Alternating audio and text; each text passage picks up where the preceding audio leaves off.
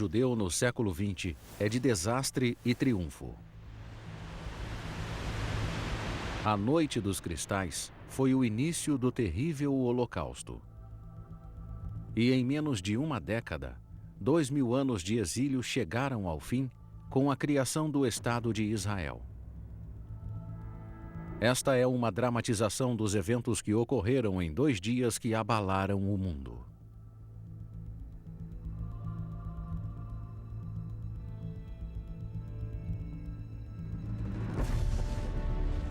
Dias que chocaram o mundo. 9 de novembro de 1938. Na Califórnia, Walt Disney fascinava o mundo com o primeiro desenho animado longa-metragem, Branca de Neve. Em Nova York, Orson Welles narrava o ataque de marcianos ao país em uma incrível transmissão de rádio. Enquanto isso, na China, as forças imperiais japonesas invadiam o país. Na Alemanha, Adolf Hitler arrumava-se para o jantar.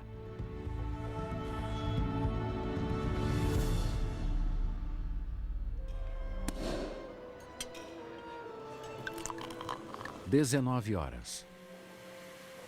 Era um dia importante para o calendário nazista. O aniversário do primeiro golpe de Estado de Hitler, em Munique, 15 anos antes. Uma boa chance para reencontrar os camaradas dos tempos de luta. Para os oficiais, uma noite para esquecer as rivalidades e relaxar. Mas por trás dos sorrisos, havia grande tensão. Joseph Goebbels era o ministro da propaganda. Até agora, Hitler o considerava um homem limitado. Sua carreira estava em risco. Esta noite, tudo mudaria. Goebbels poderia provar que era homem de ação.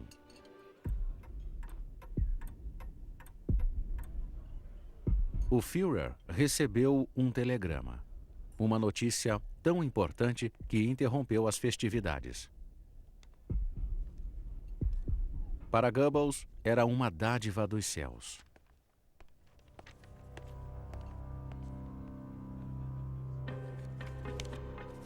Esta notícia sozinha poderia alavancar sua carreira, mas apenas se ele convencer o Führer a deixá-lo encarregado de encerrar a noite. Era costume de Hitler fazer o discurso, mas Goebbels pede para falar em seu lugar. Era um pedido extraordinário, considerando a importância da ocasião, mas Goebbels sabia que esta era a sua chance e precisava aproveitá-la. Hitler finalmente concordou e saiu mais cedo da festa. Era um telegrama sobre um homem que uma semana antes era um completo desconhecido. Às 17 horas daquele dia, Ernst von Rath, terceiro secretário do embaixador alemão em Paris, falecera. Havia sido baleado. E o atirador era um jovem de 17 anos chamado Herzl Greenspan, um judeu. Por este único ato, os judeus pagariam caro, perdendo casas, empregos, a liberdade e suas vidas.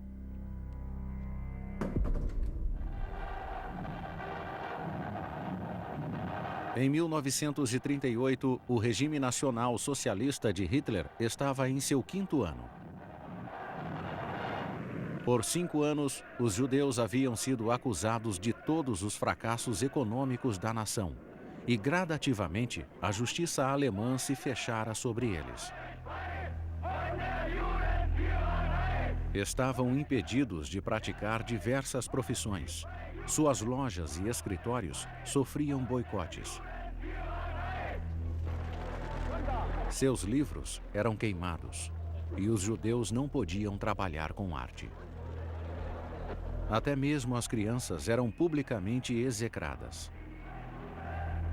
Muitos se perguntavam se a situação poderia piorar, e a resposta viria logo a seguir.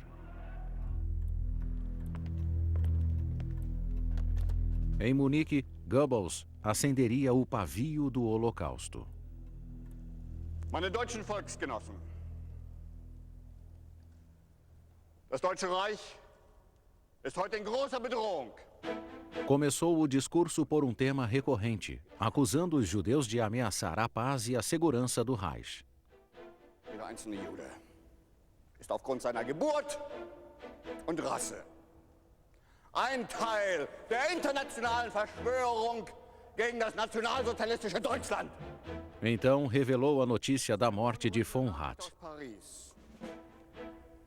Era o motivo perfeito para justificar a vingança por um ato que, segundo ele, era responsabilidade conjunta de todos os judeus do mundo. Und es ist nicht nur die Tat eines Einzeljuden, wie in diesem Fall Herschel Grünspan, sondern der Ausdruck des gesamten Weltjudentums, dem deutschen Volk zu schaden. Wir müssen etwas gegen unternehmen. A cidade de Krefeld fica a 700 quilômetros a norte de Munique.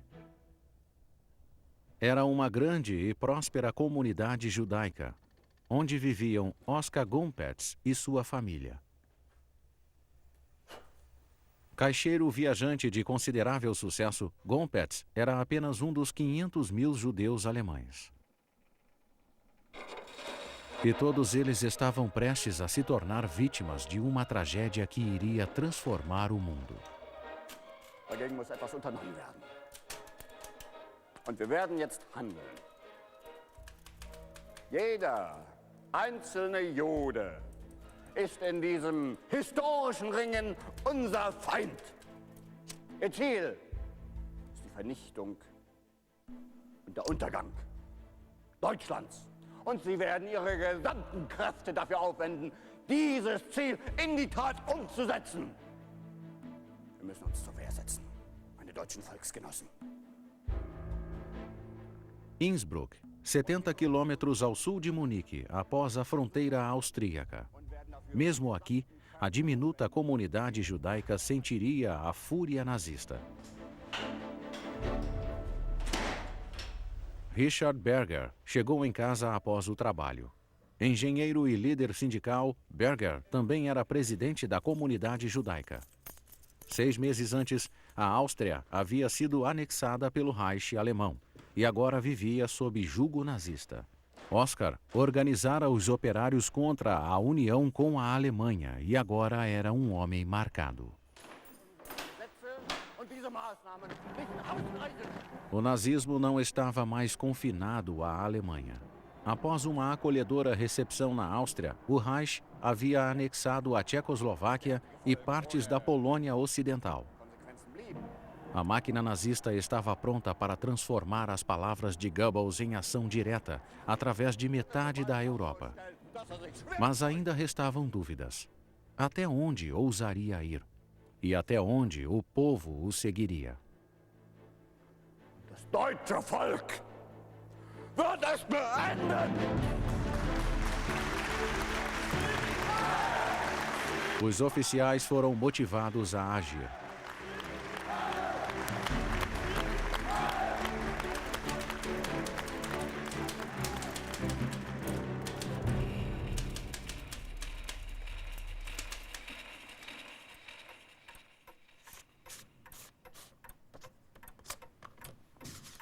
Uma e 20 da manhã. O Obergruppenführer da SS, Richard Heydrich, traduzia a essência das palavras de Goebbels em uma série de ordens. Elas foram transmitidas à polícia e unidades da SS em um processo inicial de limpeza étnica. Esperava-se que houvesse passeatas contra os judeus, mas elas não deveriam ser impedidas. Propriedade judaica poderia ser destruída, mas não saqueada. Qualquer propriedade não judaica receberia proteção absoluta. O maior número possível de judeus deveria ser detido, mas apenas homens saudáveis. Todos os campos de concentração ficariam preparados para recebê-los. As ordens foram cuidadosamente escritas, de forma que a polícia entendesse que deveria estar preparada para conter a fúria do povo. Enquanto isso, outro conjunto de ordens chegava pelo telefone. Em todo o Reich, grupos de jovens saíam à noite com permissão para aterrorizar judeus e destruir propriedades. para alguns isso não era o bastante. Por tradição, novos recrutas da SS faziam o juramento em um ritual conjunto em toda a nação.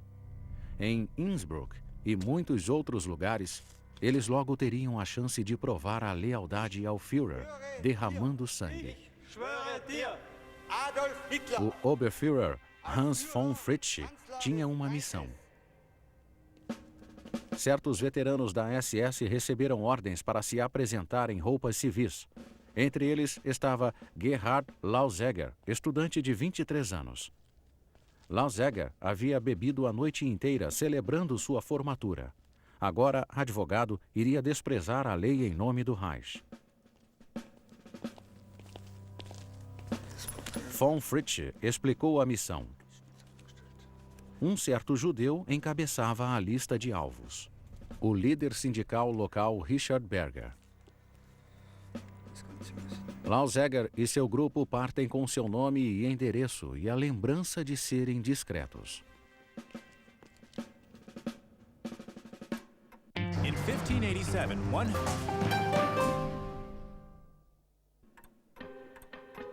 A comunidade judaica local era pequena e entrosada.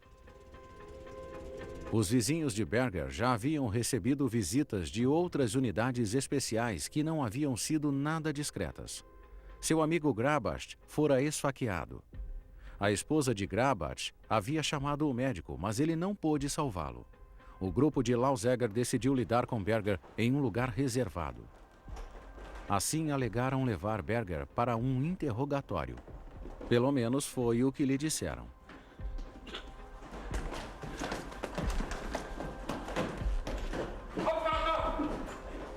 Os eficientes homens de Goebbels já haviam ultrapassado as ordens escritas por ele, como era esperado. Houve uma chance de conter esses excessos, às 2 horas da madrugada. Em Munique, Goebbels recebia o primeiro relatório das ações da noite. Nele, havia uma lista de propriedade destruída e a primeira morte confirmada de um judeu polonês. Também havia uma mensagem do chefe da polícia da Bavária do Norte, alertando que haveria mais mortes caso não fosse expedida uma ordem de restrição.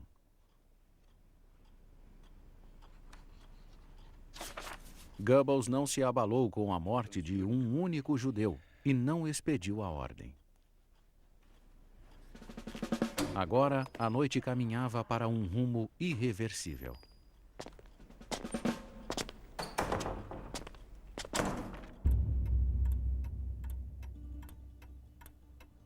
Em todo o Reich, o controle sobre a lei afrouxava, e a ordem de prender todos os homens judeus era executada com crescente zelo. Em Krefeld, no noroeste da Alemanha, a família Gompetz dormia.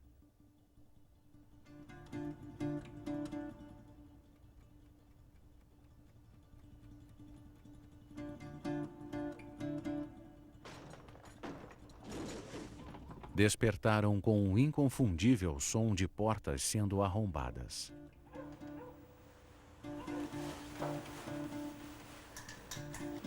Três andares abaixo, um esquadrão da SS chegava para levar Oscar.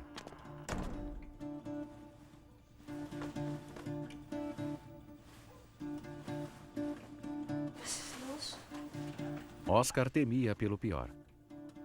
Rolf era o único filho de Oscar e Selma. Aos 10 anos, já sabia que, sendo judeus, eram diferentes dos outros. Agora Rolf veria isso na prática.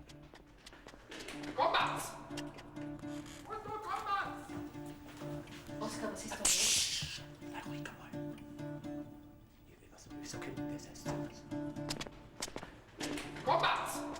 No dia anterior, Oscar havia tratado uma infecção no olho e Selma estava preocupada com sua saúde. Rolf, geh ins Bett. Was ist denn los? Alles okay. Ins Bett. Alles okay. Papa, Ins Bett sollst gehen. ins Bett jetzt. Marsch! Hier, bitte ins Bett. Komm, ja? Selma disse a Oscar que falaria com os soldados, esperando convencê-los de que ele não estava em casa. Bitte ins Bett. Mach das.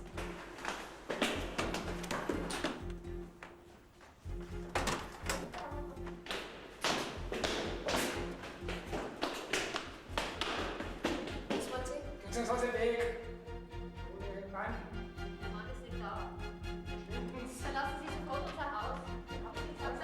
Was? A prisão não foi simples como de costume. Zelma era uma mulher determinada. Was glaubt denn Sie, dass Sie sind? Rolf entendeu que os homens queriam prender seu pai e decidiu agir. Arrumou a mala e disse ao pai que se o levassem, ele iria junto. Wenn Sie die mitnehmen, raus, dann geh ihr mal an. Was ist nicht Wir da? sind von der SS. Sie sollen Sie nicht zu uns befehlen. Wir haben überhaupt nichts. Wir haben dort ja Vollzugsmacht. Wo ist Ihr Mann? Er ist nicht da. Ich sage, ich koche Ihnen in das Hirnkastel. Ich schieße Ihnen in die Kopf, ich schwör's. Also gut. Oscar se recusou a permitir que abusassem de sua esposa, mas também não queria ceder. Wir brauchten Sie. Estava determinado em expulsar os soldados. Era perigoso, mas a SS logo descobriria que Gompets estava acostumado com o perigo. Lassen Sie ihn in Ruhe, er hat ein schlechtes Herz, er ist krank. Oscar Gompets lutara na Primeira Guerra Mundial. A mesma guerra que Adolf Hitler havia lutado e pela mesma pátria adorada. Assim como Hitler, Gompets recebera a Cruz de Ferro por ações de bravura em combate.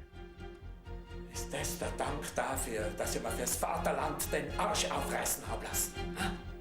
Agora ele era o inimigo. Rolf jamais esqueceria o que aconteceu a seguir. Ambos trocaram olhares silenciosos por minutos a fio. E agora? O costumeiro judeu sujo e uma coronhada de rifle no rosto? Ou pior e mais rápido, a resposta final, um tiro na cabeça.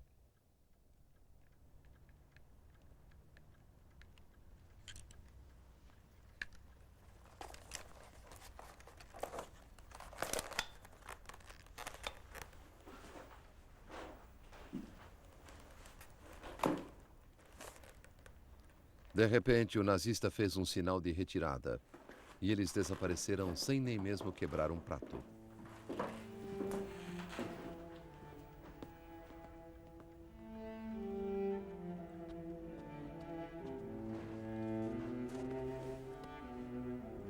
Nem todos teriam tanta sorte. Em todo o país, janelas eram quebradas, sinagogas e escritórios eram queimados, e casas eram saqueadas em uma onda de destruição.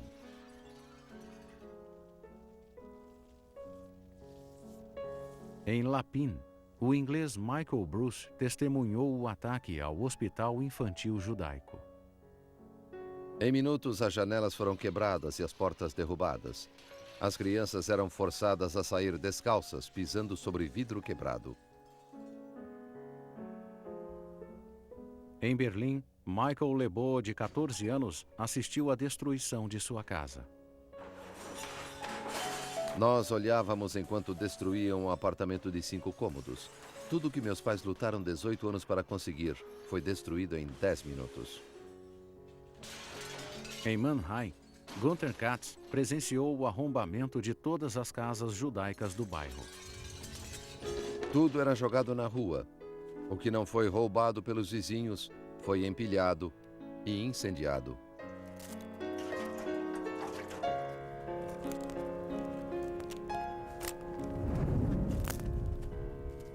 Em todo o Reich, a história se repetia. Em mais de 150 cidades e vilas, 7.500 casas, escritórios e sinagogas foram destruídos.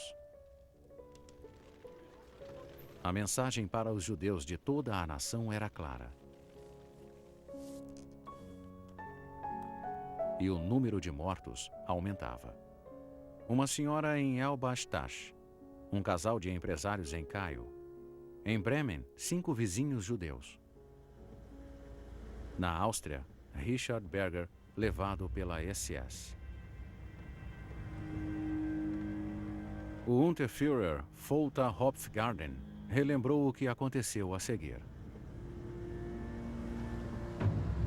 Dirigimos para o oeste, cruzando a Annestrasse sobre a ponte da universidade na direção de Kranabitten. Berger logo percebeu que não estávamos indo para a Gestapo e quis saber o nosso destino. Ficou nervoso e agitado, mas Lausager conseguiu acalmá-lo por alguns minutos. Ao sair da cidade, Lausager alertou em voz alta e clara para que todos ouvissem que não deveríamos usar armas de fogo. Isso preocupou Berger, que ficou quieto. Assim, soube que Berger seria executado. A noite se transformara em uma madrugada cinzenta. Esta seria a última manhã de Berger.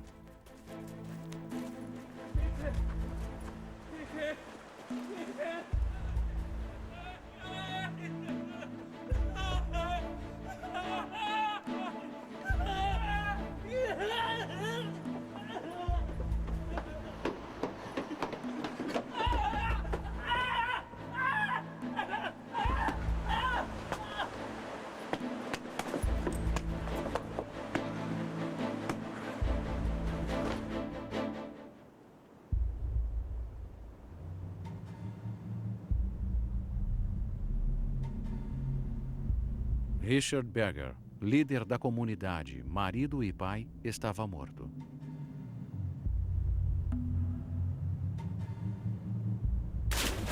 Mas Robert Durrey queria ter certeza. Desobedeceu a ordem de não utilizar armas. Na SS, a disciplina era tudo. Lausager fez questão de lembrá-lo. Quando o corpo foi encontrado, a Gestapo registrou a morte de Berger como suicídio. Uma linha havia sido cruzada durante a noite. A lei não se aplicava aos judeus. Nenhum deles estava protegido.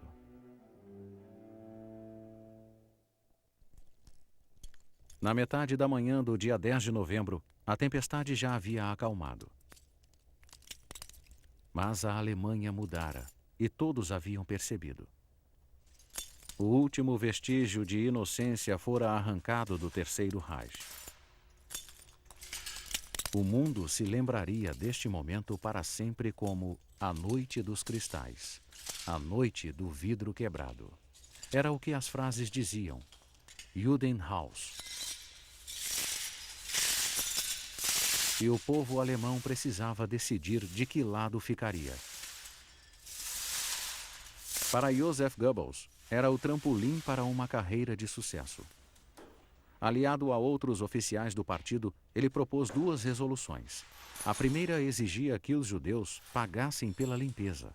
1 bilhão de marcos foram arrecadados em multas. Mas isto era apenas o começo. A segunda resolução sugeria que a questão judaica exigiria uma solução sistemática, uma solução final.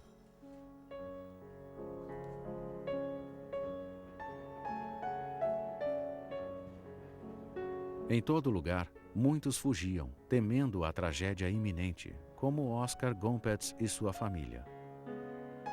Durante a Noite dos Cristais, mais de 26 mil pessoas foram presas e enviadas para os campos.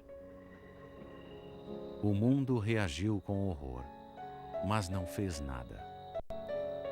Assim começava o Holocausto. Em toda a Europa, mais de 6 milhões de judeus, homens, mulheres e crianças, sofreriam o mesmo destino e jamais retornariam.